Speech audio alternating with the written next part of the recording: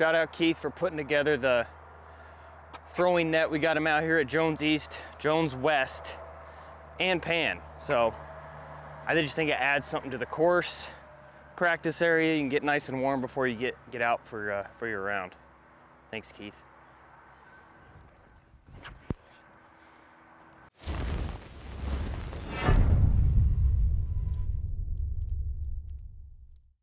What's up, everybody? Welcome back to the channel. We're out here at Jones East today. I've had a lot of requests to come out and play or walk through the official Masters World's layouts. I am going to do my best to get to as many courses as I can, but we are only like 6 weeks away and there's like 7 courses to play, and who knows what the weather looks like this time of year. So I'll do my best to get to as many as I can. For now, Jones East was one of the more popular ones that was requested. So here we are. We're gonna play the official layout, and I believe it's MP40, MP50, MP55s that'll be playing this layout. I could be wrong on that.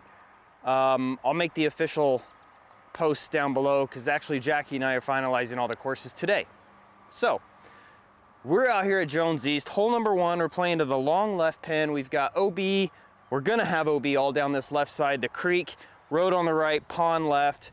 412 feet to start off your round. Let's get it. A little breezy out this morning, but it is a beautiful, beautiful morning. It is 58 degrees right now. I'll take it.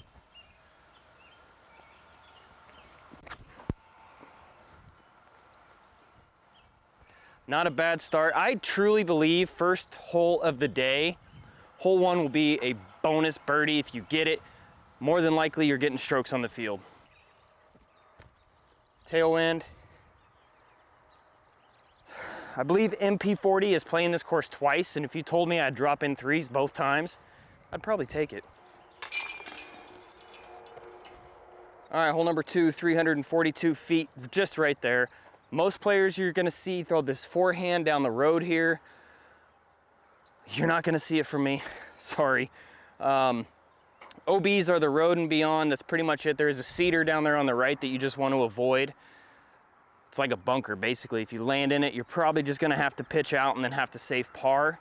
The big tree you can see short right of the pin is a great reference point on where you want the disc coming in. I like to play right at that tree and hyzer just in front of it, moving forward, and get that little short little flare skip with a mid. Slight headwind. Just a little mid. That's that flare skip I'm talking about.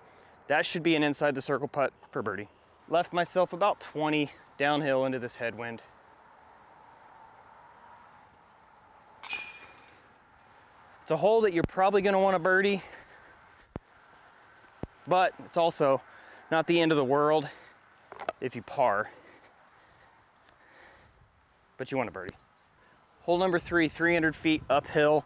Not a lot of danger on this hole. Obviously the cedar on the left, you definitely don't want to be in there at all. Not a whole lot to worry about on this hole. It is a hole that you have to get a birdie on. You must birdie this one. I like to play just a fairway driver up here on this right side. We do have a right to left wind, so it's gonna help push it to the left. It plays uphill. Basket sits on a little bit of a slope, so you are able to give this a good run. After hole 3, you want to be under par going into holes 4 and especially 5.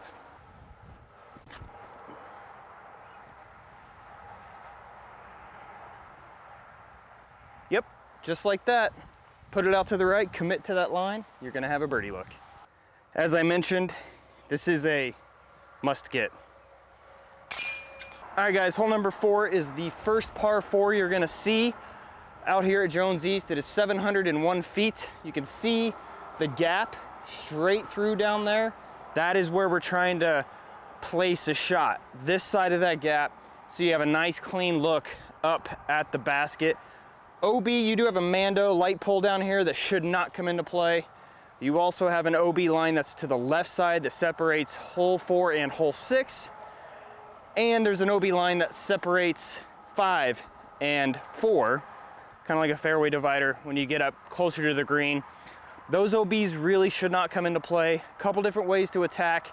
You've got 2 trees right down here in the middle. A lot of players with bigger arms are gonna kind of push the tree on the right and either come in between those two or even go around the one on the right and get a flare skip to the gap. Or the shorter tree that you see on the left, that's another reference point that you can throw right at the heart of that and kind of dump down to the left in front of it, kind of out where that short tee pad is, and then have a clean look at the green. You really do want to have the opportunity to get a birdie on this hole, or as I said, be under par going into hole 5, the island hole. I'm gonna try this right gap. I'm gonna aim at the tree on the right and see if I can't hyzer between them. Or go all the way around it like I talked about. That's gonna need a big flare skip.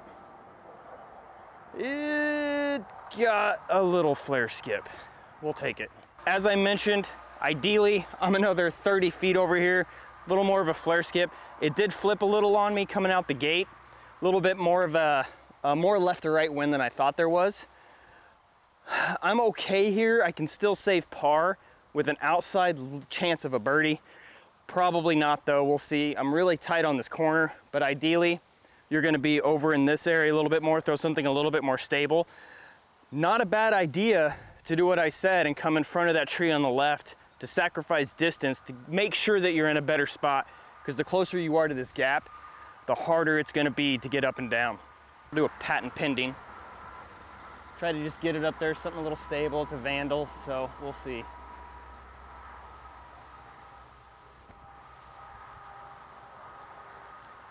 That is best case scenario for me right there. Left myself probably 40-ish, give or take, uphill for birdie. I mean, it's a par at worst, so I'm good.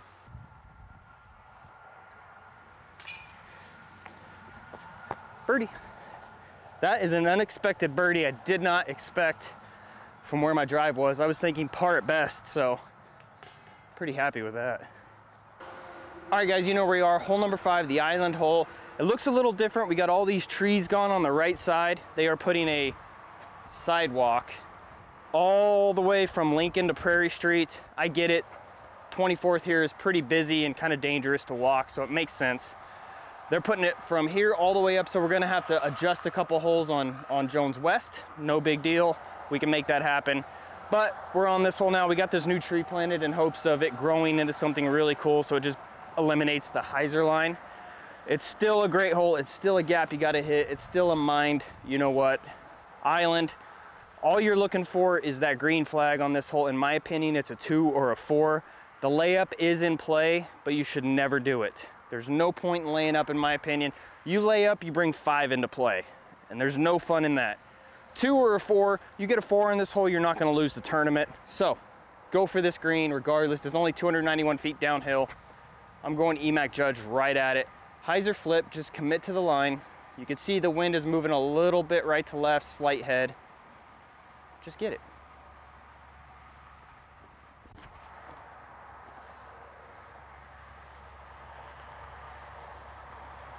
Oh yeah, that's safe. Pin high, putting for birdie. Let's go.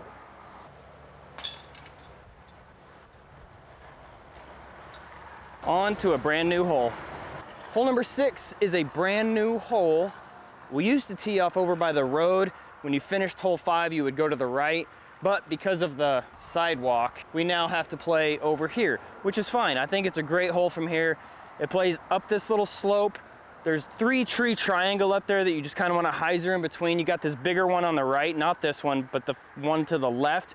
That's the one you kind of want to aim at and just get it to dump. It's only 336 feet, so you want to have at least a look at birdie on this hole.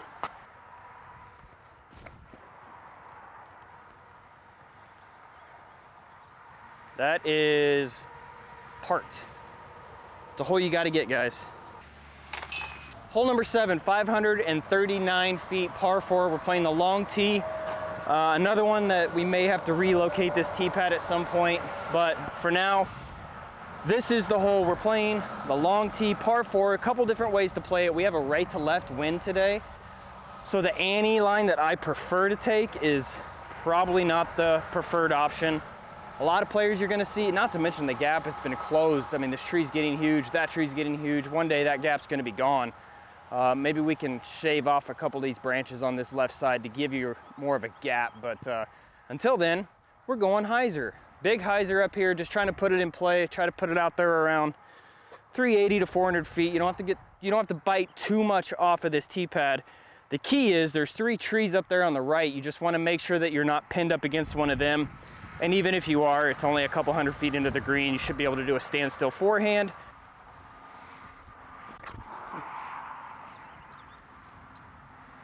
That one. Okay, I hit the tree and it rolled back to a good spot. These are the 3 trees that I was referencing from the tee pad. As you can see, we're not very far out, so it should be a pretty easy pitch to get up and down for the birdie. You do have 2 trees kind of guarding the basket up there. The one on the left that you can see closer to the pin is the one to miss towards, because if you hit the first one, you're leaving yourself with a tester putt for birdie. So really, I just like to throw in front of it on that right side, maybe a little bit of a turnover, just give myself a look.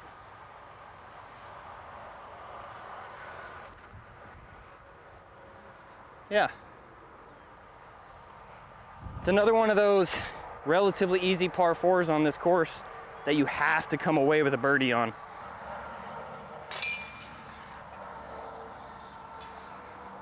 Okay, hole number 8. We are playing the short tee this year. It's a par 3. Usually we play over the water as a par 4, but we wanted to mix it up a little bit for all the divisions that are playing out here. 360 feet par 3, just dead straight right there. You got that little leaning tree that's blocking the view of the basket. The only miss here really is the road. Road and beyond is OB. You got the water on the right, which should not come into play, but it probably will. So just a little fairway driver down there. Just don't miss left. And I missed left.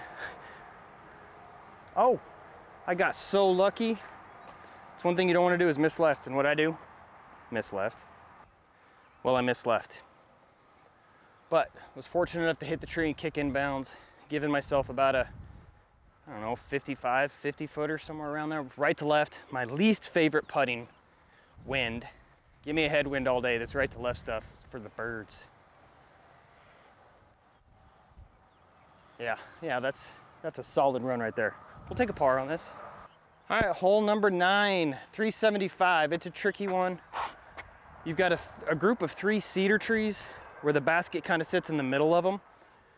Straight down there on the right. You want to miss to the right for sure, because you've got this tall grass all down the left side that's out of bounds. I'd be happy with that. High, right, hyzering in. Yeah, that should be parked. We're close enough at least. I guess I went a little longer than I thought. Remember how I said miss the tree on the right? Yeah, just don't miss on the back side of the tree on the right, because then you're left with this tiny little gap. Oh boy. See how close these 3 trees are to each other. The short one on the left, if you're on the back side of it, you're good. Front side, This one, front side, back side, So don't miss on either cedar and just put it right here. Hole number 10, 327. This is such a fun hole to throw. It is a lot of OB that you got to kind of clear, but that should not be the issue. If you're throwing something with a little bit too much of a hyzer angle, that slope will help it flare skip down to the OB, the tall grass, which is OB. There's the tree just short left of the pin. That's always my reference point for the shot here. I'm trying to throw right at that and trying to slide right up to it, because then you have like a 15-footer. This is a good get. It's not a must get, but it's a pretty good get. You're not too disappointed if you don't get it, but you kind of want to get it. I don't know. Just get it. We're going Vandal right at it.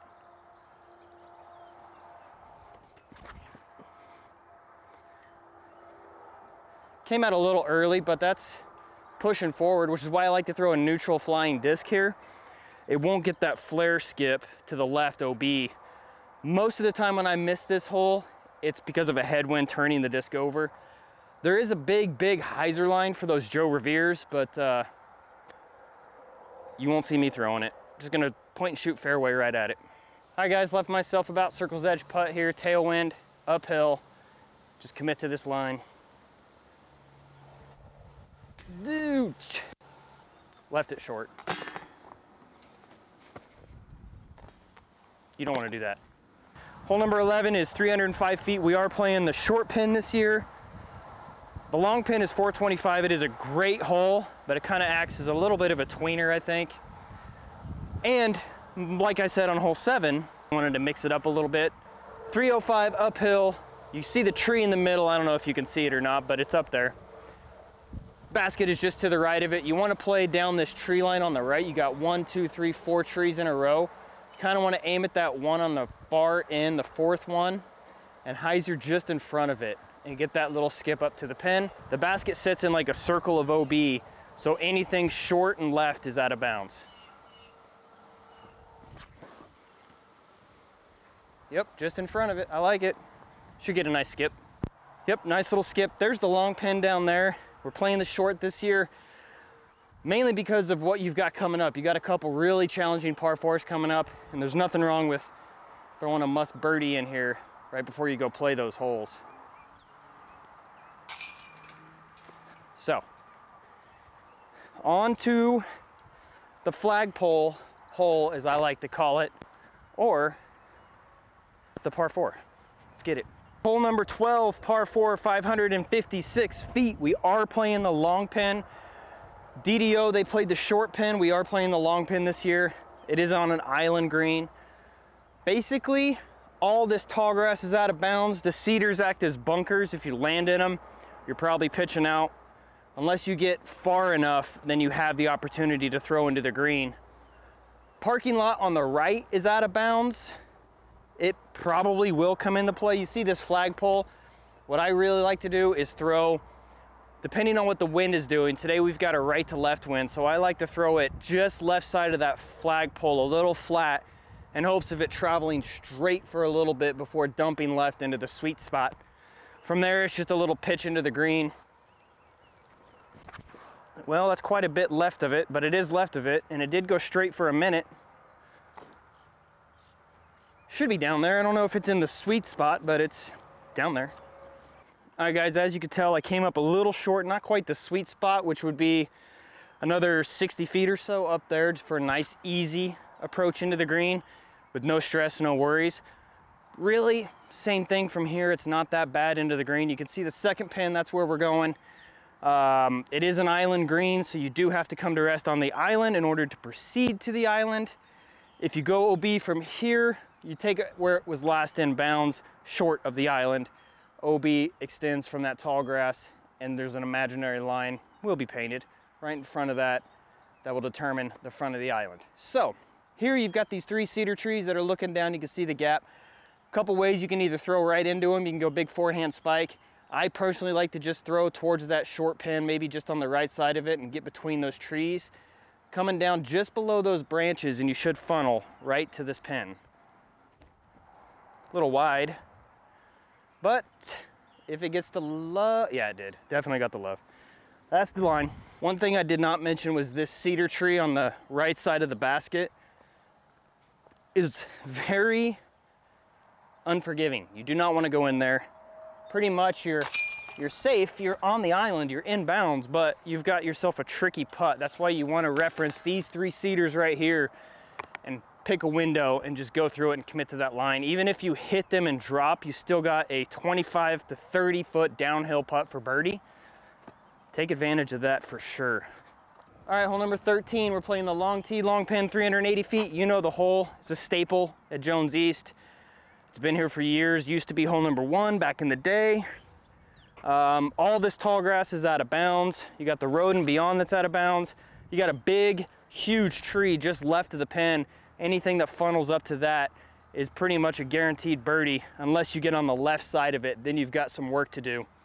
For me, I like to throw it down this right side tree line and just get up there, give yourself a putt, put it somewhere inside the circle, and then go jammy jams.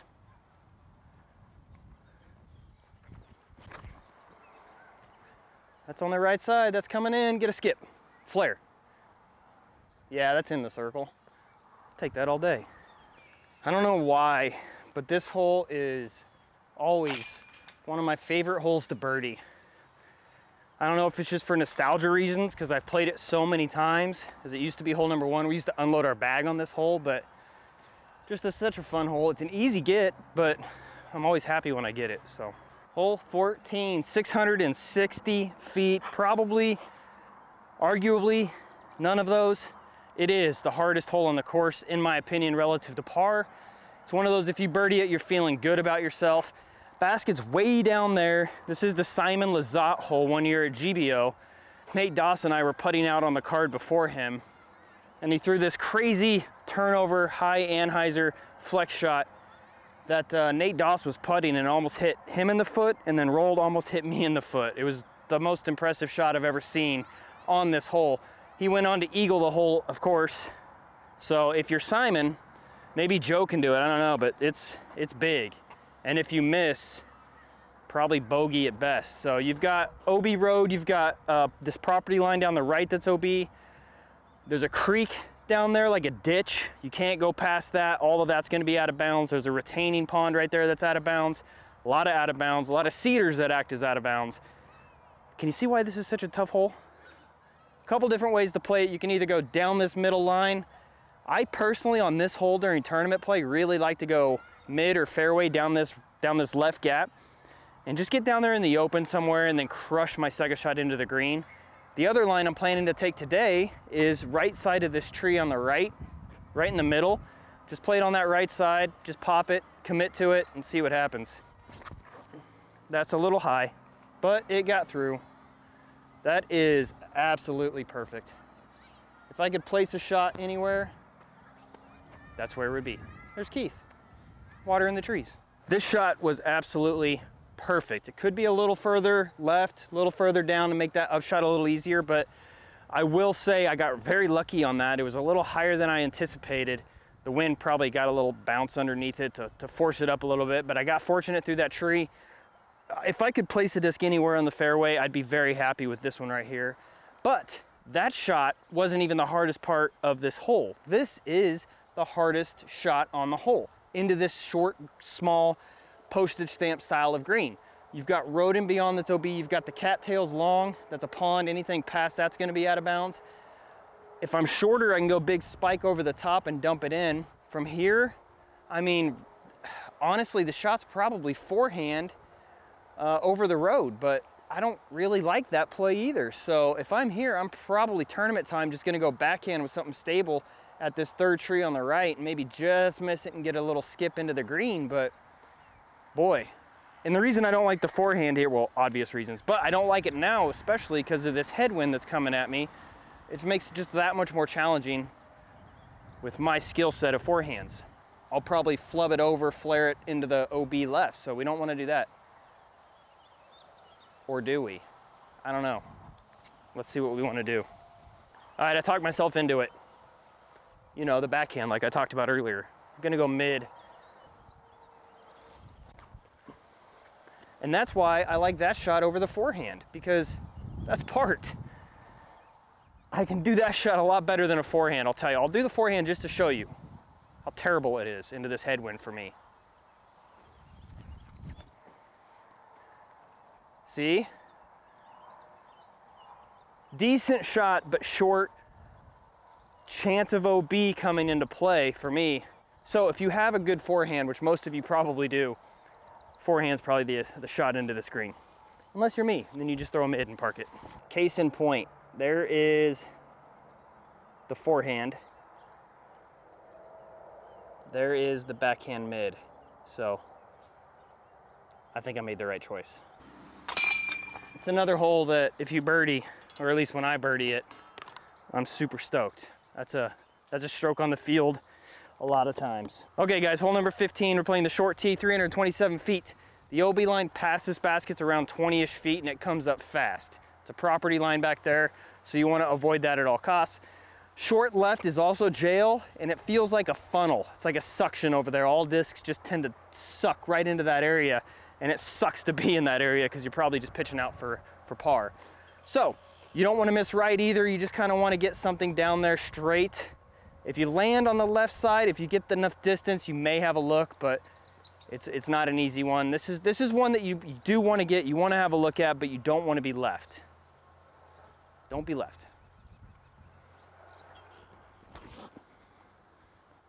Well, yeah, I threw it left so you can see why you don't want to be left. Like I said, short, left, jail. Really nothing over here. You've got to look, you've got to putt, but ideally you just want to even be short. Better than being right here where I'm at, because you've got these branches, you've got that massive tree. Any further, and that tree completely blocks the view of the basket. So it's one of those that you're going to want to come and play a couple of times to get that shot down, what disc you want to throw on it and all those things, because it's a 327-foot hole. You really want to birdie it, especially when you only have 4 holes to go in this round. So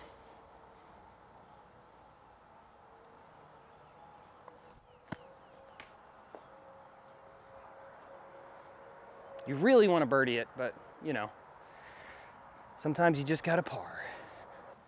All right, hole number 16, 397 feet. We got a pretty good headwind coming up here on the Billy Engle hole. You know why it's Billy Engle. He aced it years ago, debuted on SportsCenter.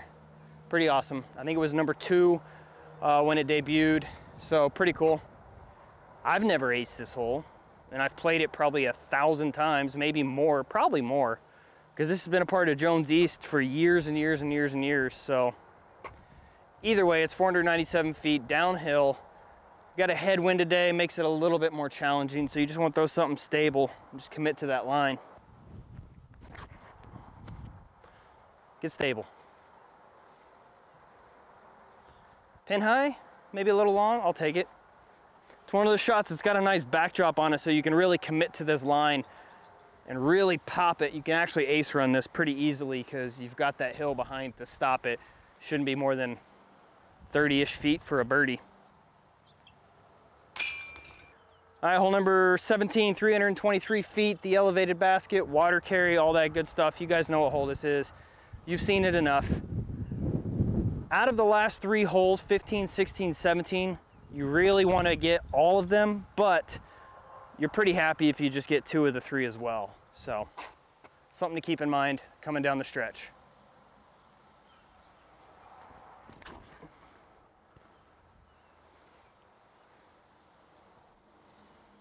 Yeah, it's really all you want is to hit those bricks. Now, it did get an unfortunate roll, but look at this guy. The GOAT himself, Keith Krause. Just a mid, just an EMAC Truth, easy get. Got a little unfortunate off the brick hit, but not a big deal. A buddy of ours, we've got all this limestone in the parking lot right now, and he's gonna come out and remove all this rock, dress it up a little bit more, make it a little bit more presentable. Stoked for that, it's gonna look really good. So this is the hole you're playing. It may look a little bit different when you're here in June. Last hole, hole 18, 648, par 4. Property line down the left, down the right is out of bounds. This little ditch that we saw on 1 to the left of 1, left of 18 is also out of bounds. The creek in between is inbounds. So if you have a big enough arm, you can just throw it into that creek if you really want to. But a couple different ways you can play this hole. You can either try to lay up perfectly to the gap, so get a little more aggressive on the tee shot, so you have an easier approach into the green, or you can lay it up short and then try to go up over the top with something.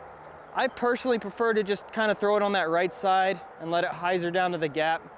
Have a look into this green. I do like the short play and then throw it up and over the tree. However, you never know how angry the wind is gonna be in Emporia, so I never usually practice that line. It's not bad today. I'm just gonna try to put it down there somewhere and play. Just commit, just pop it. This thing fights back. That is perfect. Yep. It might have even rolled into the creek, which isn't a bad deal if it rolls into that ditch. It makes for more of a standstill shot. I don't think I quite made it there. We'll find out, but even if it did, it's not a big deal. It should be easy up and down. Yep, I did just slide over the edge down there in the creek. Old Ralph. Not bad though. Like I said, there's still a look right up here. Pretty easy approach into this green.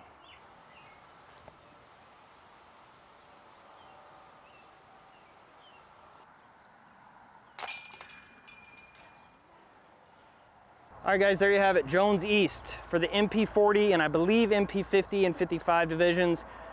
Like I said, maybe a couple of more divisions. I'll have them listed on the site or on the screen here. I actually have a meeting with Jackie that starts right now, so I'm running late. I apologize, Jackie.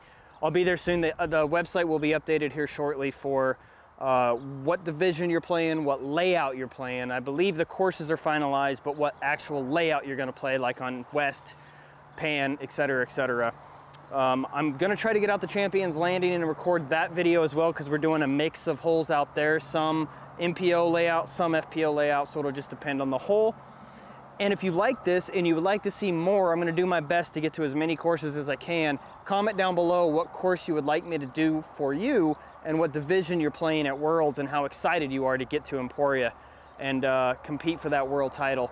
I'm excited to be out here today. I cannot wait for Worlds in my hometown. I'm pretty excited about it. It's gonna be a great week in Emporia, Kansas for the 2024 Masters World Championships. Make sure you guys comment down below what course you want to see me do next, and I'll do everything in my power to make it happen. A lot of it's gonna depend on the weather, if it rains, my schedule, all of that, because there are quite a few courses to get to. All that being said, I do have a list of pretty much every course we're utilizing for Worlds. Taco and I have at least done a round on every one of those courses. So if you're looking for one of those particular courses, just search for that course on YouTube or go to my channel and look for the video there because I'm pretty sure I've already done it. But I'm not opposed to doing it again. So thank you guys so much once again. If you're still here, I really appreciate it. Make sure you like and subscribe. We'll see you on the next one.